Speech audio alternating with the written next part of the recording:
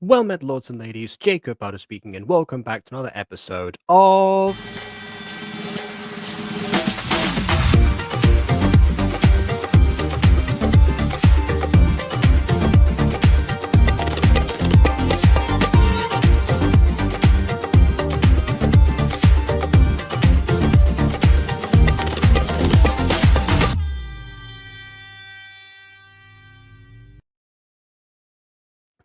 Are you excited? Because I certainly am excited.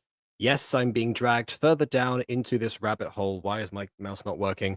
There we go. I'm being further down into the rabbit hole, and mostly through my own volition, actually. This was not a requested next continuation or something or anything. This is actually while I was on the flight back home, actually.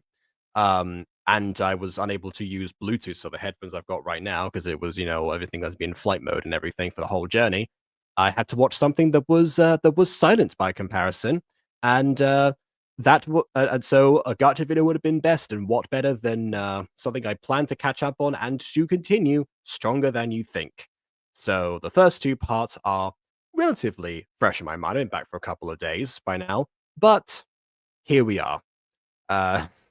And not to mention, since I recently finished all of the Miraculous Season 6 that was on Disney Plus, or at least is on at the time of this stream, which is only 8 episodes, but anyway, I'm in a superhero type of mood, so this is perfect, especially because last episode definitely felt like a bit of miraculous inspiration, to be honest, but that could also be a coincidence based on horses of power type of thing.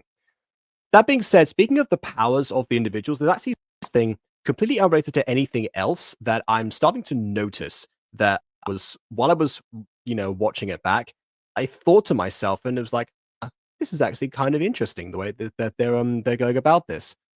I will bring what that is during the video. I see that I'm freezing sometimes when I do sharp movements, so the stream might be a little bit iffy. As long as you can hear me, that's I guess what will matter. See it just happen again. So yeah, I'll get to that point when I have a convenient segue for it, or if the theme actually appears again in this episode going forward. So I guess let's see what happens in this episode going forward. Without further ado, on with the review.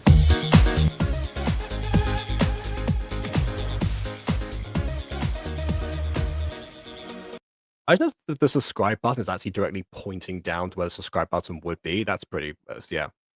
Working on pretty cool elements of superhero kind of perfect, yeah.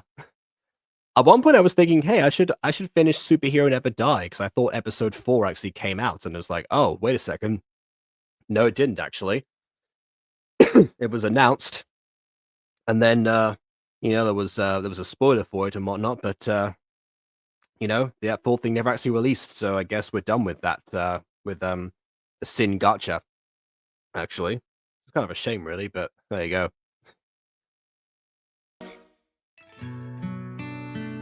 Oh, also, by the way, one thing I really like about LunarSun actually is that she puts all of the credits in the descriptions. Actually, like every source and whatnot. Like I try my best to do that, but even I'm not the best at it. But like every individual thing and like where it was sourced from, like all in order. So if you want to find this exact cityscape, which to be perfectly honest, I kind of do now, then you have then you would know where to find it, and that is I think it was dreamscape.com, I think it was. Was that the name of the website? Let me just check. The scroll pad's still not working. Dreamstime.com. That's the name of the website. So yeah, there you go. I learned about Free Pick from Mimi, and I learned about Dreams Time from LunarSun. There you go. Learn from the greats, so they say.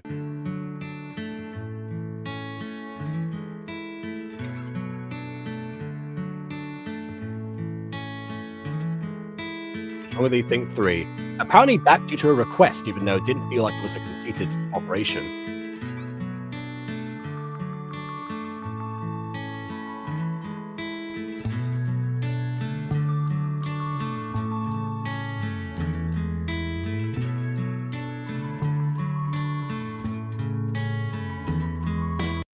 Right, Zerka?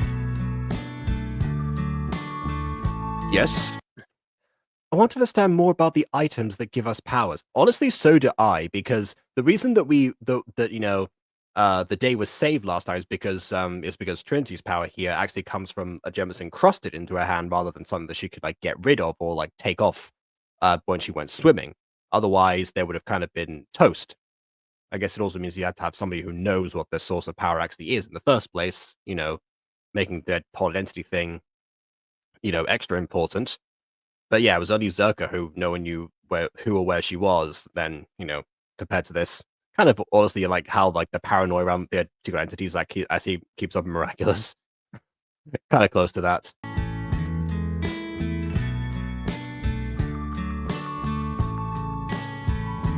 What? The items that give us powers are called Mirios.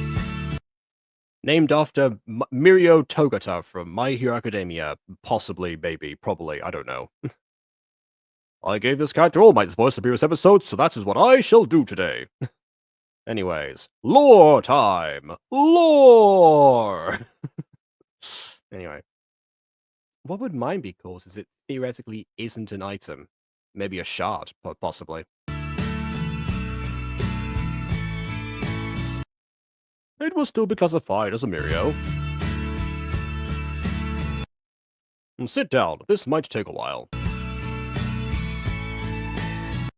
I do like how they're in what appears to be a Japanese style building, and they're sitting in the Japanese style, in Seiza.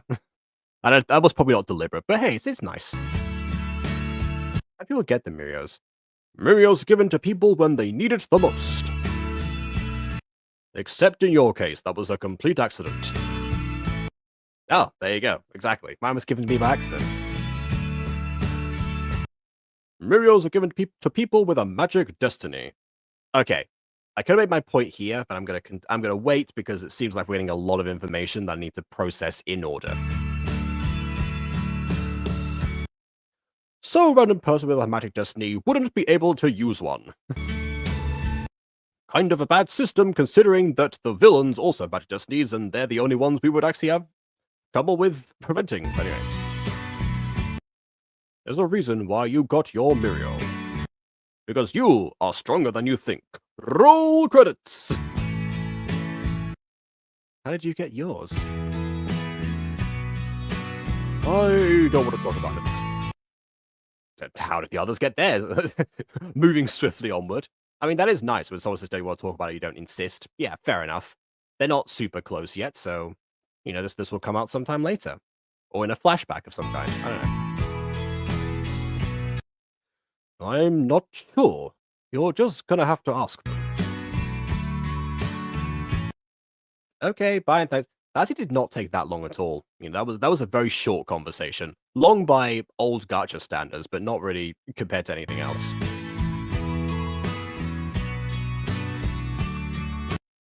And here we're using the animated poses a lot more now. I'm sorry, I can't tell you. I am sorry, young Midoriya. Okay. Oh, wait. Nope. I was going to bring up the point, but no, we're going to get this. Because we did see briefly in a flashback how the Mirio was, like where she was at the time when she received a Mirio, but I guess we're going to get a bit more of a iteration. I hope it's not just a verbal one, because we did see the flashback already. So that would just be like, excessive repetition. Maybe we'll get a bit more context as to how she ended up in the water. Let's see.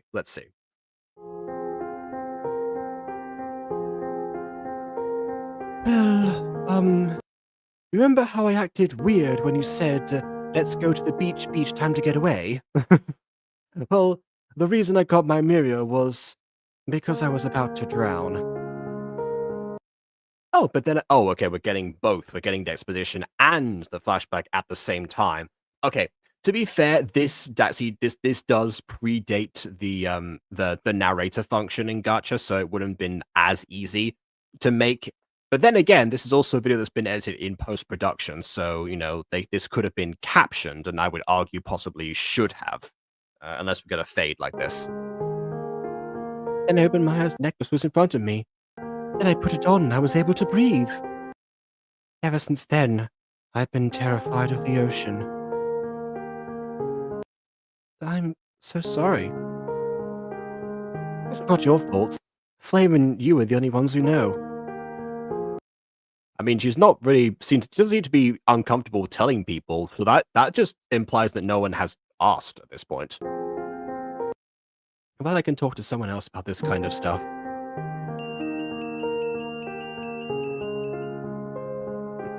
We gotta go.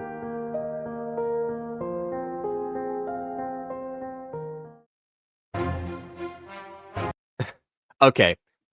You know what? I'll give credit here. They did once again the fight choreography in this. They all charged at once here. It's not turn based. Like or anything.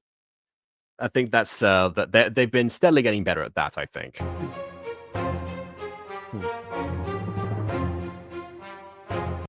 Oh, and also timing the music to that, like the fall down, like dun dun dun, like that. It was way too easy, potentially. What is wasping all the way in the background?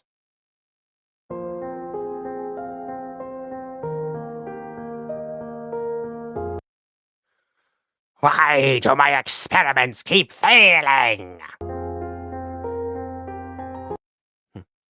Because you're wasting your magic on humans. Humans are naturally magically resistant, obviously. If my powers don't affect the humans that well, what would happen if I used it on Mirio users? Okay, true, but like this is like a thumbs and fingers situation, right? Like the Mirror users are all humans, right? Unless unless putting on a Mirio makes you non-human. Maybe it transformed into a superhuman, and that's why it's different. I don't know. This feels a little bit like Percy Jackson, actually. Because one of the aspects that's not like extremely like addressed most of the time, like even like in the books or the show, is ignoring the movie. But in the books or show, it's not. It's mentioned briefly, but it talks about how half bloods, what they call demigods, basically, are doubly vulnerable because human weapons don't work on divine beings or monsters or anything, and divine weapons don't work on humans. In fact, there's actually one point where where Percy just swings a sword and almost slices a girl in half, which is mortal, so it does nothing, thankfully. But anyway, because half bloods have half of their blood from both their sides, that's the name. They are doubly vulnerable, and that's something that's an extra thing where they could die because they're always in mortal peril. That's kind of like that's like the ethos of the story. So I guess in that sense, yeah, the thing that makes you powerful also makes you vulnerable in this story, and to some extent, the thing that is actively shielding something that's in your most desperate moment has made you vulnerable to that thing. Anyway, there's so many times I could bring up this point, but I want to save it. Thanks for the advice. Ah. Oh, okay. So you're gonna leave all of the known Mirio users here and just go somewhere else that's not here? What? What? The Okay. I don't get that. Anyway, I have to go. I'm guessing that R is something that only one person calls her, and therefore, that's the clue. Because obviously R versus Zerka, right? It's not exactly, clear. Yeah.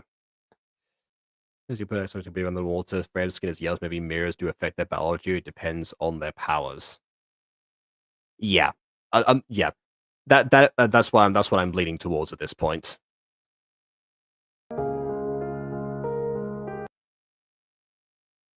If Ilana, oh wait, no, wrong. No, sorry, that was X's voice. I forgot what voice I gave. I gave Flame. If Vilana called her R, that means Vilana knows Zerka's secret identity. But that also, by conversion, means that Zerka probably also knows Vilana's now, right? Or at least has a bit of a clue. I think we should look deep into this. Zerka wants to keep her identity secret. That's not really the point. Yes, they could interrogate Vilana, assuming she's willing to talk to them, which, let's face it, she probably isn't. But also, that just means that Zerka is in danger, right? If the only person that knows your identity is somebody who's trying to destroy you, it's not very good. It's kind of like saying, "Oh yeah, I want to figure out who Spider-Man is. Let's interrogate Venom." That's not the reason. That's not the point of why he knows. Anyway.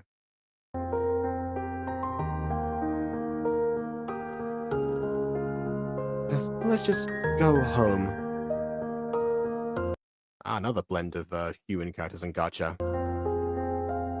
Because I'm pretty sure that this is before, like generative AI took off, so I'm not, not saying, oh yeah, AI generated human at the bottom there.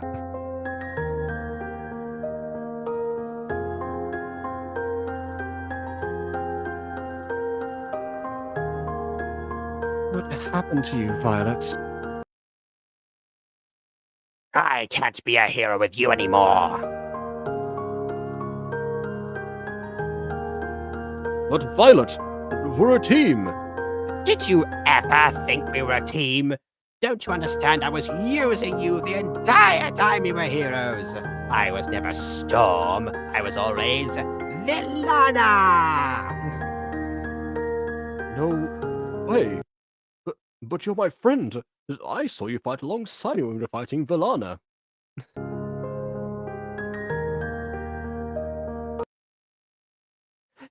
Duplication magic isn't that hard to learn.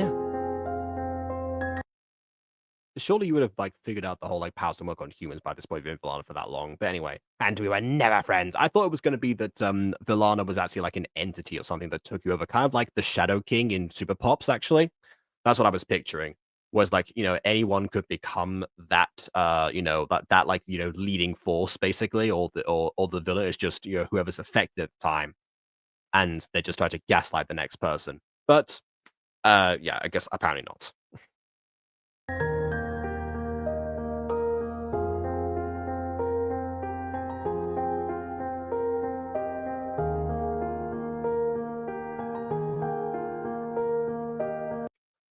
So yeah, not the flashback that I was expecting this episode, but definitely one that reveals a lot.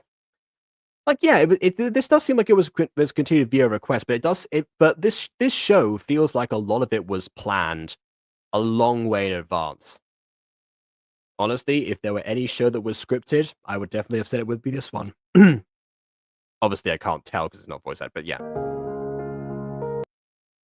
Here's how Violet doesn't wear something to transform. Keep that in mind. Well, I mean, she transferred her Amirio to Trinity, right? So that seems to follow. But fair enough. I will pay attention to that to see if it comes back again.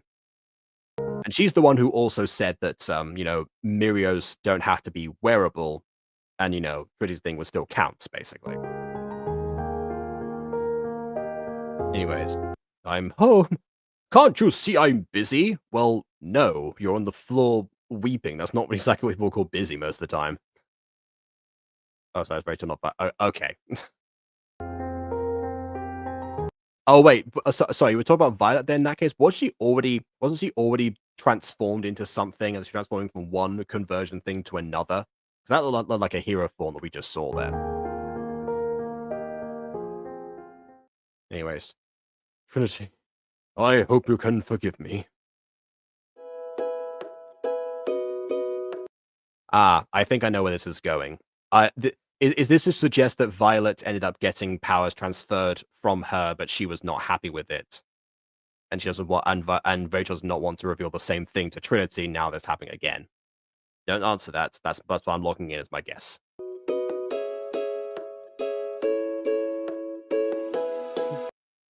And there she is in the background. We're not quite at the extent yet of the episode 1 remaster where there were, like extras in the background, but we are still seeing a few people, walking in, moments after they've supposedly interacted with the solid backgrounds. And that's a nice coverage of what would be there under normal situations. So yeah, like that. Anyway, what happened to you after the beach? When we went to the locker room, you weren't there.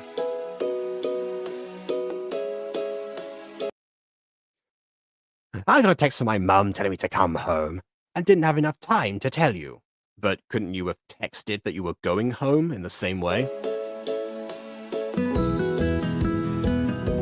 I'm sorry if I made you worry. It's alright. We should head to class.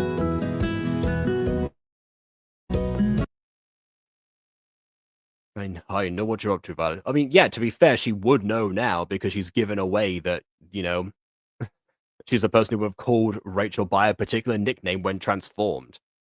She's not being subtle right now. What she is for some reason, very shrunken.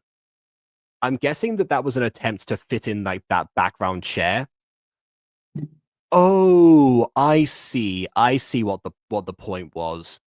Because of the way that these chairs are formed, like the desk and chairs, in the background, they're supposed to be slanted, right? It's like it's like one row and then there's a row behind. It's meant to look like that. And so because of that, because she's sat in Seiza on a chair, which is something that I don't see ever, because she sat in that row behind, she looks smaller. Okay, all right. Nice attempt at conveying a 3D space. All right. I'm on board with that. I like that. Oh, okay. The teacher forgot to, not wear pajamas to school. And also apparently has hair bursting from all sides of a hoodie. Anyways. Okay, class. Today we have a test. So everyone get out their pencils. Because it's still elementary school and we all write in pencil, apparently.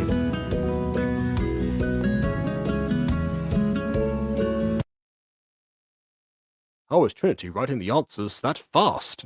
Especially because she is staring at the ceiling and licking her lips right now. That's not how you answer exams. I'm so confused. The only thing on her mind must be this test. Do it! Just do it! Ah, she's thirsting over Shia LaBeouf. Interesting choice. Not saying it's a bad choice, just saying it's an interesting one. I'll have to consult Aiden on that one later. Anyways, class dismissed. Sylvian pajamas. Goodbye, everyone.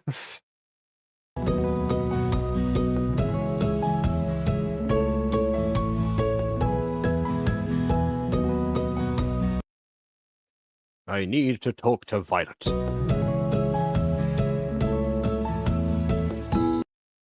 Violet is busy right now. See, this is the problem when your civilian cover-up is somebody who is mean to others. because that's the only interaction they've had so far is like, meanness versus, I guess, the the cosplay scenario. Pretty sure that was her. So, but yeah, aside from that moment, they're not on good terms. So it comes back to bite you. I said the same thing, by the way, when Ghosty showed me the first episode of Madoka Magica, because there's a character in that one, without spoiling the series, there's a character in that one who, is looking out for the safety of somebody she doesn't know, but she is actively making herself as scary as possible. Well, maybe not actively, but she's unintentionally making herself as scary as possible compared to the real antagonist who is making themselves as cutesy as possible. There is definitely a right way to, several right ways to make sure that somebody sees you as friendly or perceives you as friendly at first. And currently Rachel has done none of them. Infinity, it's fine. Come with me if you want to live.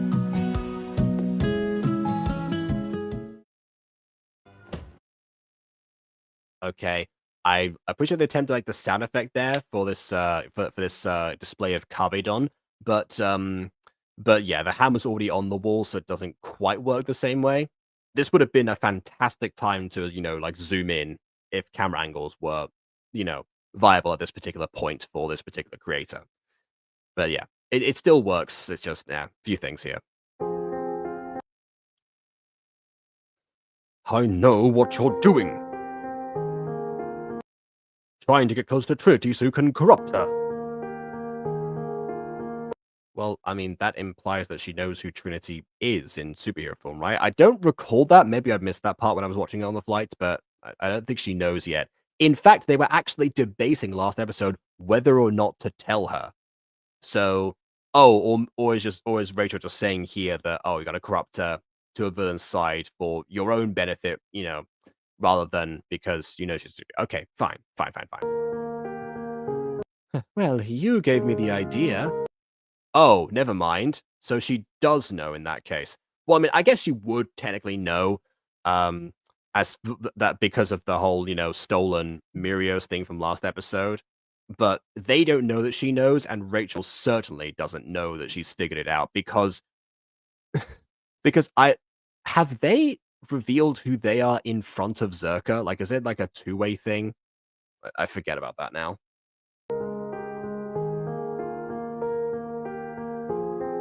Stay from my team, stay away from my friends. Friends, what? Good point. You little... And here it is. You know what this reminds me of, actually? This reminds me of Harry Potter and the Philosopher's Stone. Obviously, here I go again with Harry Potter, but like, bear with me. Remember that part where it's especially like in the movie. There's a particular image where Snape has Quirrell pinned to a wall. In fact, and he's saying, "You don't want to make an enemy of me, Quirrell.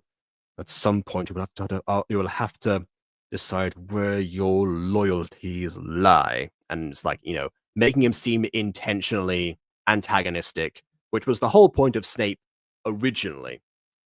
And moving forward, actually, as well. But, especially in the first book and movie. And season of TV show incoming. I don't know what they're going to do with Snape in that one.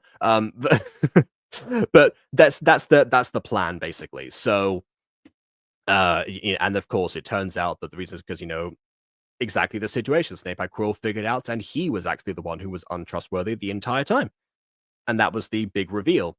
So it kind of reminds me of that dynamic a little bit, especially because from a dramatic irony perspective, that's exactly what Trinity is going to think is happening in this situation. Because again, much like with Madoka, if you make yourself unapproachable, people aren't going to trust you. Hello, Aiden. Hello. So has it been revealed who Zerka is yet? I'm pretty sure it's purple hair bully girl. Yes, we have seen her transform on screen. So yes, you are correct in that matter. Which, I mean, I'm gonna be honest though, I feel like making the bully girl like all themed around purple makes it a little bit of an obvious twist. I personally would have did something a bit of a different color than purple.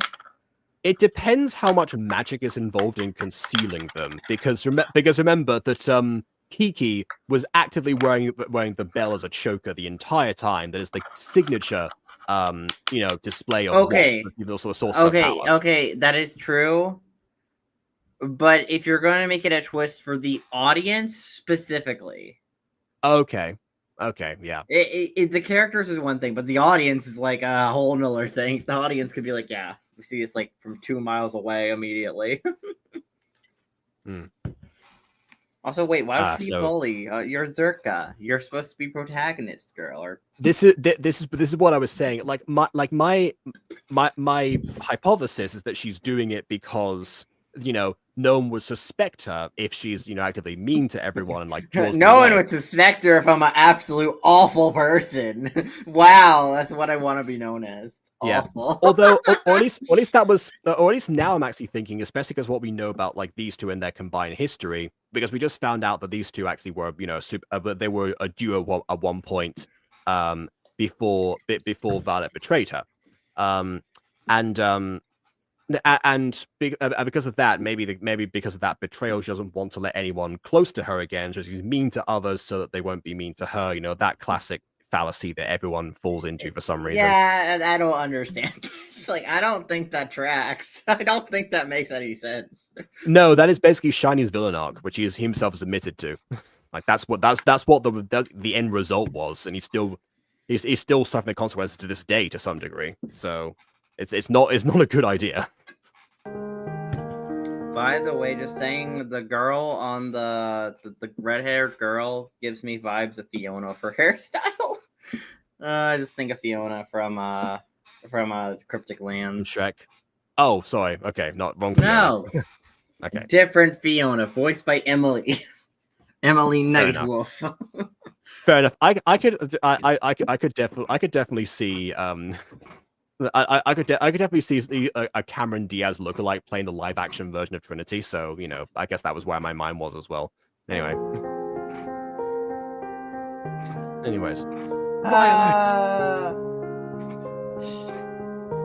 Violet, are you okay? I mean, she actually didn't do anything, so probably.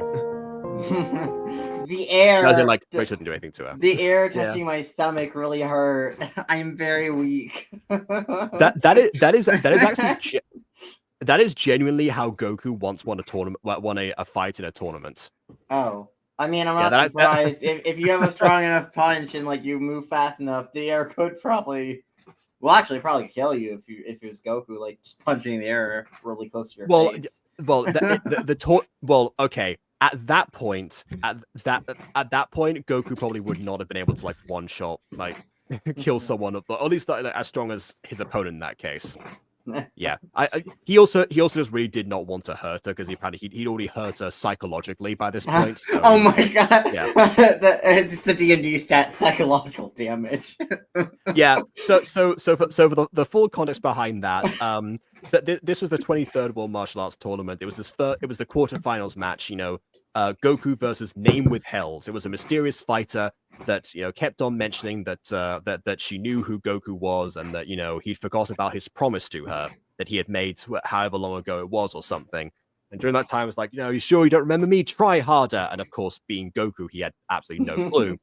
Eventually, she revealed that she was in fact the daughter of the Ox King, who he met during the very first arc when they're both children. That's why I didn't recognize her. And he had actually promised to marry her because he thought that marriage meant food. How many people did he promise to marry? Actually, only one. That was the only time. I thought he promised to marry Chi-Chi when they were kids or whatever. It was Chi-Chi. That was the fighter. Yes, exactly. So that's why. And that was actually right after that. That ring out, like after the air punch. Basically, he actually proposed properly, and after the tournament events, they got married. So that's the story. Yeah, wait, he could propose to an onion ring, and then they could eat it together. Then marriage does equal food, sort of. I actually don't know if onion rings exist in the Dragon Ball universe. They probably do. I don't know. A dumpling ring, is that a thing? I don't know. Dumpling shaped into a ring. I mean, I feel like you just probably like prod your finger through one of them and that'd be fine. Wait, aren't there like Japanese donuts? I forget what they're called. They're like a pastry. I'm not sure. I was more so thinking, just like the you know, Japanese donut. Propose a Japanese donut. Mhm. Yeah, Rachel and Violet are very opposites. Rachel means people don't get close to her, and hurt my bite. It's nice and sweet to get people so close to people and manipulate them. Yeah, that's what I was saying earlier. Of what you know, that her approach means that people are. Her approach means that she's approachable, and that's why she gets away with it. And and it's the same situation in Madoka. Two characters. One of them is comes off as innocent and good. The other one comes across as, terrifying and scary, much like the threat that the obvious threat that they're facing.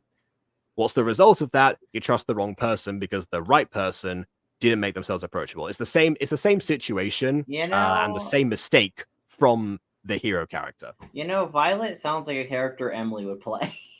Sounds like a character Emily would just come up in general. Well, yeah, right down to the name being something for purple. I mean, aside from Lilac.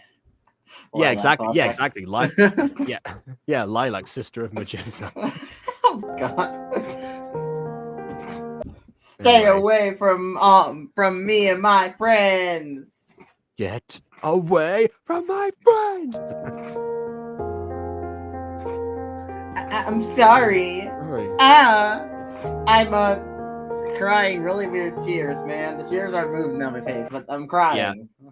I'll tell you the other mistake that Rachel made in the situation. Instead of saying I need to talk to Violet, she should have said I need to talk to Trinity and got well, maybe she wouldn't have trusted her because Trinity would have been like, no, I don't want to talk to you. Get away from here. Maybe that's what. By the way, this is the edited background because the original background doesn't have the specifications or these. Yeah, it doesn't. It doesn't have nurse, school nurse. We're the nurse, by the way, which I like that. Details. So Violet gives like sort of pure vibe, which always like to give a sort of evil vibe, yin and yang. But yeah, somewhat like that. And and in Madoka, same situation. Untrustworthy character, like pure white.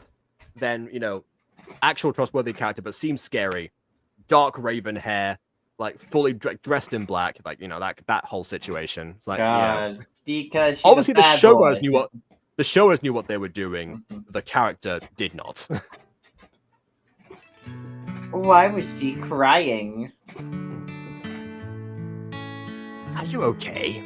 Well, I mean, I'm more concerned about you, but okay. That's a good point. Why did I ask that? I'm not in hospital. I'm not in nurse's office. Oh yeah. Were you and Rachel ever friends?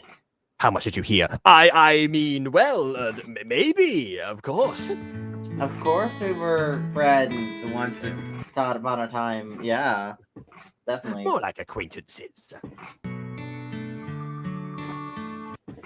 Something is troubling you.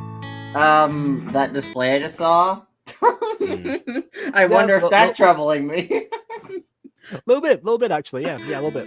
Maybe. I've seen this one before, actually.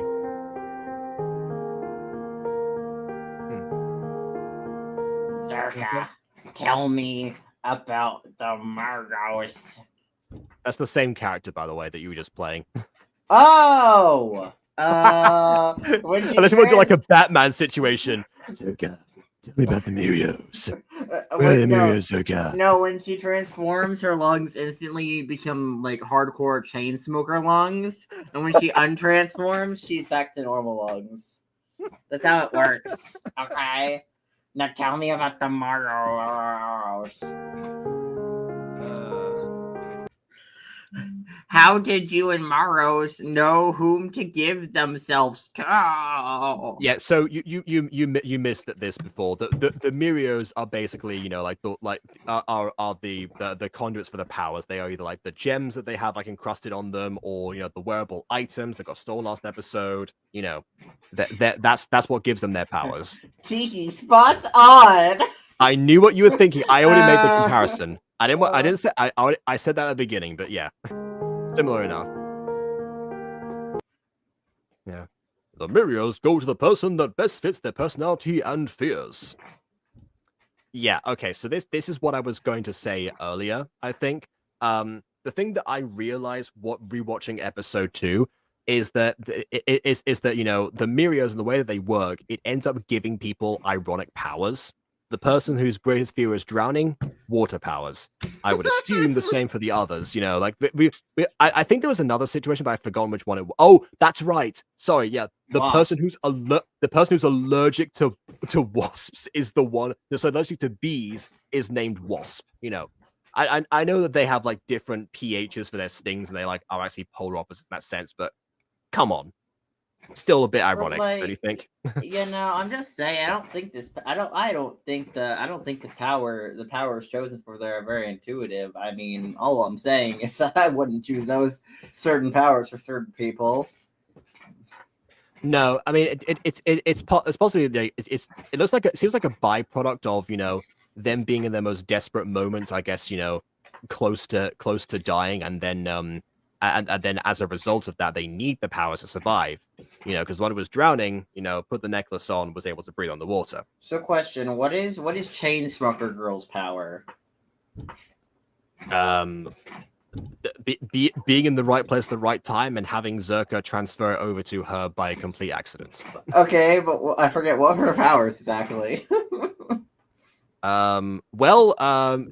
She is the healer, basically. That's what's. Oh my god, she's scared of healing. She's scared of being healthy. That's what she's truly terrified of. I mean, I know she was just in the nurse's office. Maybe that's what was troubling her. Actually, something was troubling her because she was in the room. Where there you go. happened. Yep. And I guess because Zerka has time powers, maybe maybe she's scared of her own mortality. Yeah, exactly. Yeah, she's scared of the inevitability of death. Anyway, What fears? what you're afraid of represents who you are as a whole. That's not how that works. That's not how no. What? Please, works. if that would have, if what we're afraid of represents us as a whole, my brother would have been Spider-Man as a child. or actually, you know, or maybe even Hawkmoth as a child. Actually, now thinking about it, he was also scared of butterflies. Anyway. I mean, to be fair, if you look at a butterfly or like a moth or any of those kind of bugs up close, they look terrifying. They look terrifying up close. No, yeah, but it was basically like all arthropods, so it was like, you know, covered like the whole gambit basically. Fair enough. Yeah. Anyways, your brother becomes Bugman. For example, Reina has water powers, but she's scared of the ocean. There you go. She's also named Reina naturally, despite. Well, has nothing to do with. Yeah, but I just find it kind of ironic that the character scared of water is named something tangentially related to water. Well, it's not. That spelling means queen. That's not the right spelling of Reina for that to work. Or even actually, even the name Rain is actually a name. You know, Rayne. That would have worked. Wasp is supposed to look like a wasp, but she's scared of bees, which aren't technically the same thing. Actually, I will say wasps are worse because wasps don't kill you when they sting you. Bees are like will instantly die after they sting you, or like fly off and die. But like that's to do with their organ structure. But the reason I mentioned like pHs and polar opposites is because wasp stings are alkaline versus bee stings are acidic. Yeah, so they're literally opposites in that sense. You know, yeah. So wasps are more willing to sting you because it's not death for them immediately. They're not going to be like, "Yep, I'm going to commit death on myself." Yeah, no, there was there was actually Randy Feltface said this at one point that Muhammad Ali's phrase of "float like a butterfly, sting like a bee" is actually really bad advice, because that would mean that he would throw one punch just and die, flop all of his intestines out and die on the spot. Yeah, exactly. Not quite what he was going for there. I guess it was catchier than sting like a wasp. Wait. Anyway, Nex doesn't talk because he's afraid of saying the wrong thing, but he has talked. heard him, right? Also, wait a second. What? Hold on. Is X's power the power of silence? How does that work as a power? It's like, don't worry, guys. My power is just I'm gonna be quiet during the fight and do nothing. Does he have Simon and Garfunkel on repeat every time he fights or something? I mean, the only way I feel like silence could be an interesting supplementary power. Like, for example, if you have power to like make a silent domain, where you can like make your movement silent and stuff, and you get good like sneak attacks and stuff. But actually, but I don't think it would work as a good main power hypothetically. But I think it could work as a good extra power. Actually, silence is a spell in D&D for very similar reasons to what you just talked about there. But yeah, also actually, right. Oh yeah, God! If silence was casted on Nathaniel, he would become useless. No singing spells for that.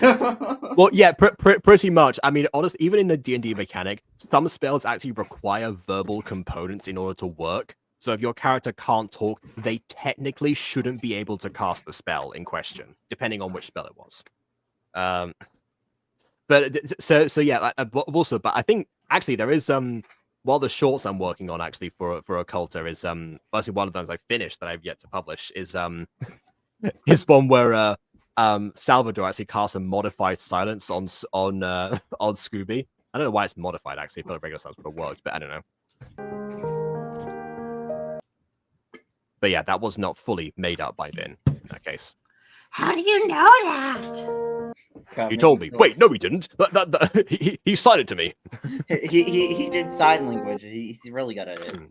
Anyways, because he's my brother. Oh well, now you've just given away who you are. Yeah, well done. Oh God. Yeah. Okay. All right. Secret Identity 101. Don't reveal this. Don't reveal connections. Yeah. Yeah. It was wait a second. It was at this moment she knew she messed up. What? What? Don't wait! Don't Naruto ride! It's very ineffective!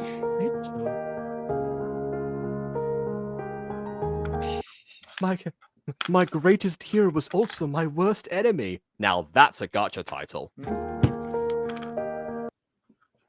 She's gonna hate me. Why would you reveal this?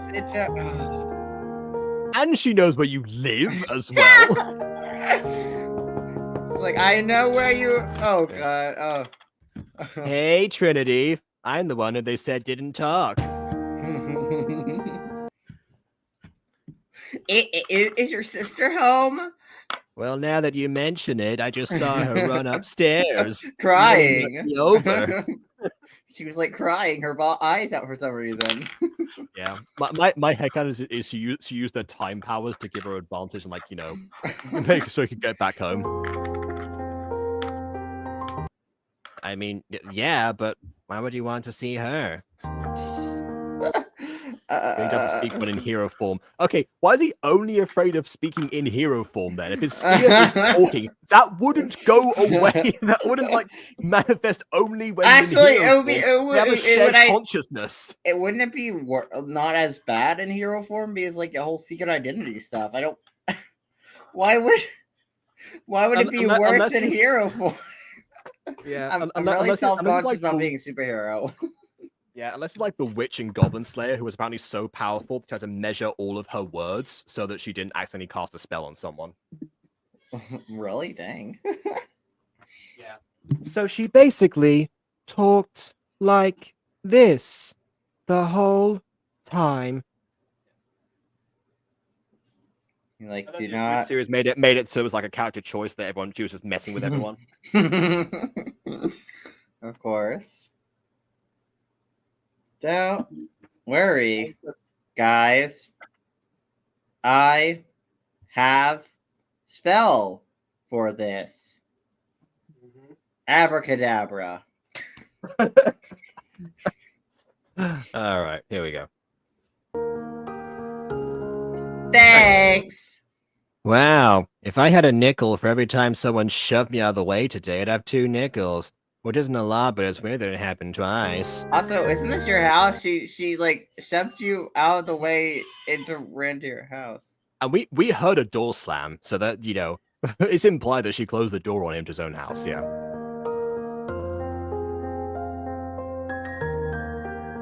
And I guess you just let herself into Rachel's room. Okay. Anyways. Oh, wait, I just realized the Batman voice would have worked so well here. You know why? Rachel! Anyways. Trinity, I'm sorry. Please tell me everything. Yeah, are we sure that X is the one who's afraid of saying the wrong things here? Are we sure we've got the right character? Before I was Zerka, I was just like you. Wait, you were me? You're a shapeshifter? Oh my god. Maybe not physically, but in a more metaphorical sense, you see. I was obsessed with superheroes. I do like how I always love when a character moves while another character is talking. When I got my Mirio, I felt so much joy. I could finally be a superhero. What are you afraid of most? At the time, I was BFFs with Violet. Before we move on to this particular point, I will say this is something that I would love to see more in superhero stories because, it's pretty common knowledge that like a lot of children want to be superheroes. Like that is like one of their biggest desires. It's a very common thing to happen. And then of course obviously the reality. Once because a lot of superheroes obviously are either teenagers or adults, so most of the time. So they end up confronting the harsh realities of what it means to be a superhero, and all of the drawbacks behind that. The superheroes because they need to be, not because they want to be, most of the time, or at least like at a certain point. There are obviously a few exceptions, but even they acknowledge that what they do is dangerous. They just happen to enjoy it. Cat Noir springs to mind, for example. But honestly, from a wider perspective, yeah, a lot of people especially they get their powers by accident as well. We've got all these scenarios, but we rarely ever get someone's like, I want to be a superhero. Give me powers. Do it. then they get them. It's like, whoa, this was not what I thought. More of those, I think we need. Anyway, I figured out how to transfer some of my magic to her. After that, we were a team. I knew it. She was sorry to Trinity because she did the same thing that she did before, and she's worried about it happening again. Oracle powers, baby! Well, I see. Oracle powers plus a bit of a hint from Ghost Kitty as far as, further up mentioning that Vi does not have a Mirio. But yeah, I was told to bear that in mind, and I did immediately. We were an unstoppable duo.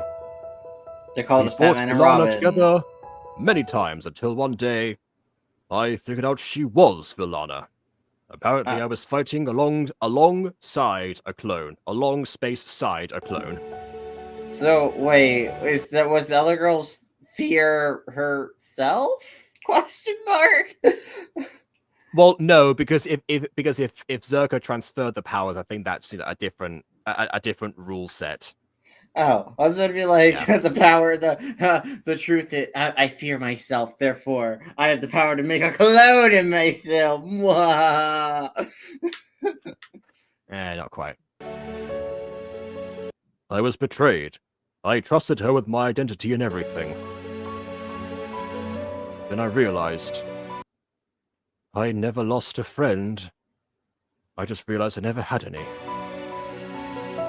Crawling in my skin. I wanted to be your friend, but then you pushed me away. Why? Also, you physically pushed me. Well, it's just as Jacob said earlier. It's just as Jacob said earlier. I didn't want to be betrayed again. That's why I bullied you. There we go. There it is, everyone. I didn't want to be betrayed. What? Okay, so to not be betrayed, you made yourself. Oh, God. Okay, sure. Yeah, Yep. you know the phrase "hurt people hurt people." That's Well, the yeah, general but, idea, basically. You know, yeah, it's like I would rather wound somebody else than be wounded again myself, which is honestly a very unheroic mindset. Now that I'm saying that out loud, but whatever. That's why Zerka is a hero, because that's what she fears the most. It's so obvious. I guess she does have, you know, like the admiration and respect from the entire world and is the leader of this group and is not responsible for, like, you know, all the good that they do. And meanwhile, she herself feels like, you know, she's a bad person. No, She she's kind of is. Dumbledore. She's basically Dumbledore. She kind she's of gone is a from bad Snape. person though for what she was doing in school. She kind of She's gone, is. she's That's gone the from problem. all right, fine. She's gone from Snape to Dumbledore. You know, we'll go with that. I figured if I bullied you, you would stay away from me. And I was correct. You did in fact stay away from me You until did I wanna stay away? approached your friend. But you kept coming back. We're on episode 3. She came back once. What are you talking about? Win. Yeah.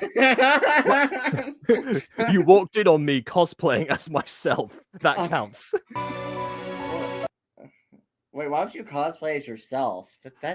As a secret identity. I mean, I know Miraculous did that, but that wasn't really the character's choice. They didn't really want to be like, oh yeah, let's dress up as our and actually, I think if they had, it probably wouldn't have done anything because the mask is supposed to be magic, quantum so masking, you know. Yeah, exactly. So they were honestly scared for nothing. I was half expecting that episode after like slowly had the mask like lifted up and they had to like turn around or something, to everyone to be like, "Yeah, that'll do."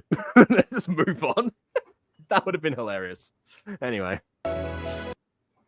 Zerka fears pain, just the powers of time to be at the pain. Wouldn't it make more sense for the healer to fear pain, right? Like, just time. Wait, hold on. So the powers of time to be at the pain. We've only ever seen her slow down time or stop it entirely. That would just make the pain prolong eternally if she did that. Assuming that someone even has consciousness and is allowed to suffer in that case. Like, I mean, she could suffer forever. She could suffer forever, like a time bubble forever, just suffering the pain. Oh my goodness! Yeah.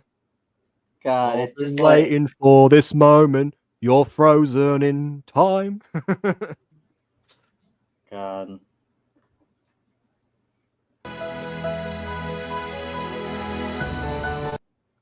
I would never be able to reliably trust them. Oh, I missed the line. Hold on, yeah. When I formed Team Ifrit, I felt I wasn't alone anymore. Why does it sound like a name of a ferret? Wait, hold on. So you decided to form a group despite the fact that despite you having severe trust issues? Okay. I thought it was against like that kind of like fell on her like naturally over time. No, she made the decision she was to a founding member. She's apparently the Superman, not the Batman. She wasn't asked to join. She formed it. Okay, sure. Does that mean that she has contingency plans on how to get rid of all of her friends? Oh wait, no, to steal their Mirios. That almost happened already. Yeah. Well, they're not her friends; they're her teammates. So it makes it even easier for her to get rid of them. Well, she did call them her friends when she was confronting Violet earlier.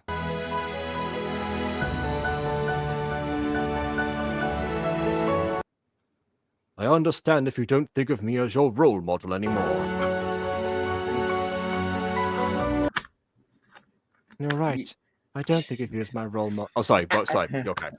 Wow, you're right. I don't think of you as my role model. You're my best friend. I think of you as my friend. Yeah, exactly. Oh, okay. Oh. Idol, even better. I think of you as my idol. Now let's join a pop group together. Oh my goodness! Yeah, you know what? I plan to watch K-pop Demon Hunters after I finish this review. So you know. I'll watch that with you. If you want to watch it together, I haven't seen it yet. I mean, well, I meant I was going to like eat dinner and watch that. I want to watch it. That was the point. I want to watch it. I want an excuse to watch it. Well, I mean, I can. I've seen clips. I mean, I guess normally I'd say, I'll put on Netflix. No, it's a whole movie. I'm not sure if I feel like yeah, I feel like if I do that now and then afterwards, like get food, that would just be, I would just not get to sleep. So where do you sleep? Sleep is for the weak, Jacob. I've been extremely tired all day. Sleep is for the weak. Also, yeah, it's an hour and a half. Yeah, I'm not doing that. Sorry. Oh, fair enough. You are always my idol, and you always will be. Which is exactly what Harry thinks about Dumbledore. There we go, everyone.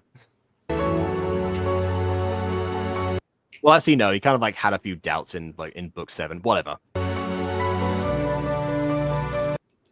Oh yes, the classic strangle hug from Gacha Life. Now, I need you guys to kiss. Thank you. We don't need to go that far necessarily. I Make feel like out. They're not there. They're not there yet. They have just reconciled. They're not there yet. Make out now. I demand a romance. This is exactly what people did with the Fallen Angels characters, by the way. Yeah, Hey. remember that. I remember the KW's reaction about how her and Junior was saying, "Oh wow, these two are gonna get together." Anma and Lana, it's so obvious. It's so obvious. The most obvious ship in the world. That totally, it's definitely happening. Definitely happening. That's totally.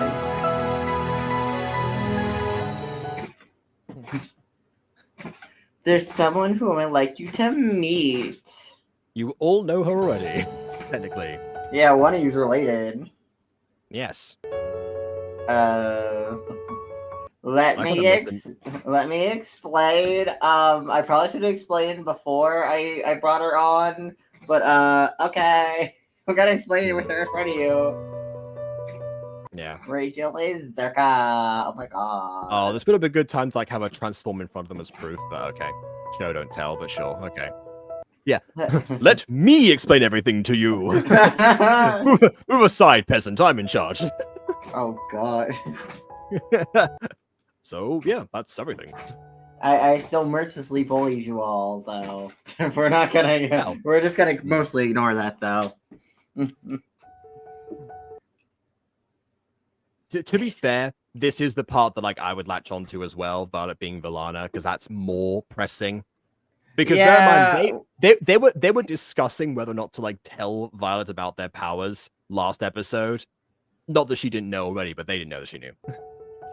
Which, by the way, the fact that she knew a major reoccurring villain's identity is so weird. How she didn't try to tell them. She could have at least lied as Zerka and be I did recoil. Look, I did some spying. Josh, I'm bad at words. Anyways, I did some spying and I saw her transform into Villana. So she's a Villana. So go bite her ankles, guys. Do that for me, please. Thank you.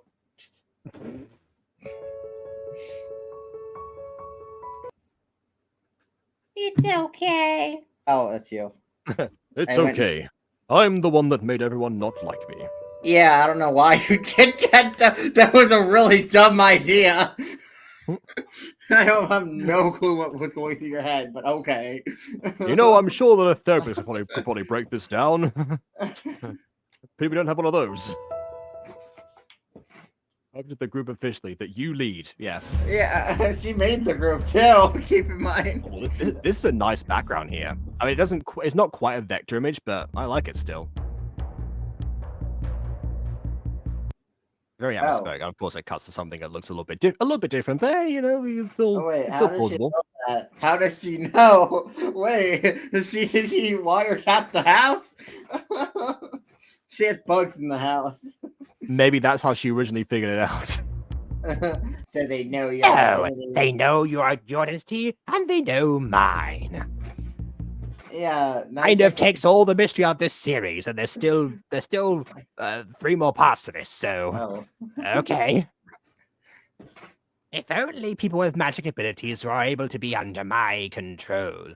But according to what we said before, your magic does affect Mirio users, aka people with magical abilities, right? So they are your prime and, dare I say, only viable targets for mind control, correct?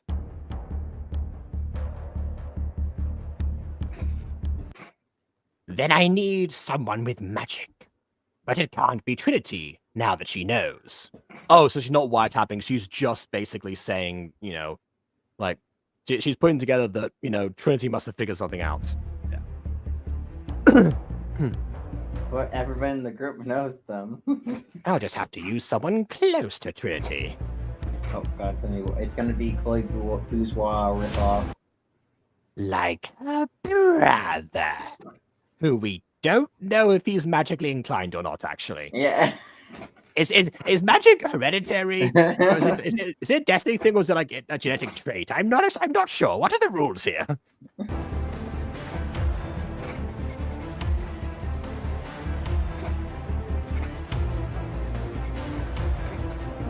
Well, okay. What was Okay, the... sure. Also, Okay, yeah, dreamstime.com, everyone.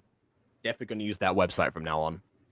So, I'm really kind of... Okay, so this episode, I kind of missed part of it. What happened in the first half? Oh, that was where we got confirmation of what the Mirios actually were, what their name was, and the, confirming the whole ironic powers, suspicion that I had before I mentioned it officially. So yeah.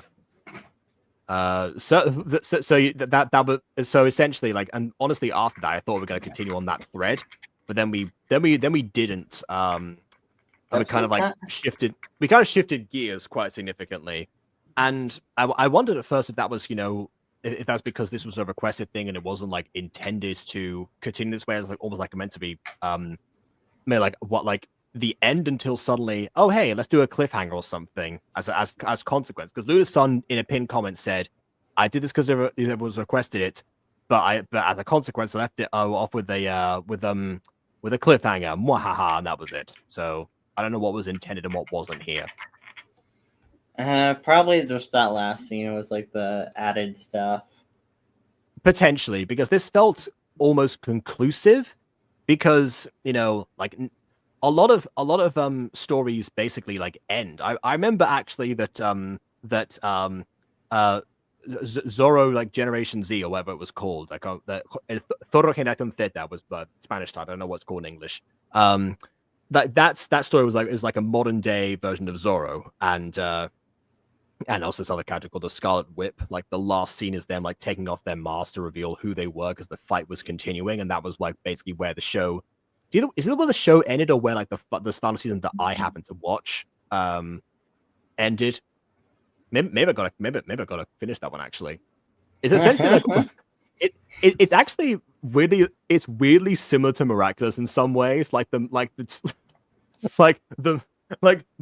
female superhero wears red and the male superhero wears black, and they're always like quipping jokes and flirting with each other to various degrees. It's like, interesting. That show came first, so that was just a pure coincidence. But it does go to show these ideas definitely prevail in some ways, and other times you get Mirios instead. So yeah, this one for me, like, yeah, it felt like two separate like episodes that were somewhat stitched together. But it didn't go off the rails for me until roughly on the time that Rachel was explaining her motivations in her own words. Like, yes, I did predict that's where it was going, but the fact there was like no other like additions to it, and the fact that it was so visible, it's like, yeah, it's a classic trap to fall into. So I can see how it happens, but some of the reasoning behind how the mechanics of stuff worked, like the mirror transferring and everything, like that still comes under a little bit of scrutiny. And all the other stuff that we mentioned, like how, like what the irony is between the certain powers, basically, especially the fearing of pain part. when powers prolong it. That, yeah, don't get that. So yeah, this is the first episode I think where like a few things like those don't seem to hold to scrutiny as much as the other two did. But that being said, we still had a few like I feel like instances of trying to cover up the fact that we don't have like the interactable backgrounds. We had the use of 3D space to some degree. Whether or not you think that was successful or not was sort of up for interpretation. But we have that was a great deal more than a lot of people were doing, especially around this time. So I definitely give it props for that. This is definitely an ambitious show that is built on a foundation of somebody who knows what they're doing in terms of planning the story, and just only like falters in a few select areas that could have done with somewhat more of a revision behind them to make sure they made sense. But the fact that there's a structure to this anyway, even if it wasn't scripted, because I think if you have a spell checker, it stands to reason you would have that person check the spelling as something that wasn't, Gacha screenshots you have to repeat, actually, now I'm saying that out loud. But even if scripted or otherwise, it definitely feels structured. And that's what I one of my favorite things that I like to see in a Gacha show is the fact that if it feels structured, it feels like there is an idea, there is lore behind it, and it's not all being revealed at once. Like, yeah, a lot of this episode was exposition-y because it almost felt like it was meant to end here. So the exposition, like from some aspects, not my favorite, but not the worst form of exposition. And the other stuff is like, okay, we have a few other questions, like even we've posted a few questions, but now we know there's going to be more. There is time to answer them organically rather than, putting out all the lore at the beginning or having a narrator cover it for you or something, or just like get the audience up to speed and whatever else goes on.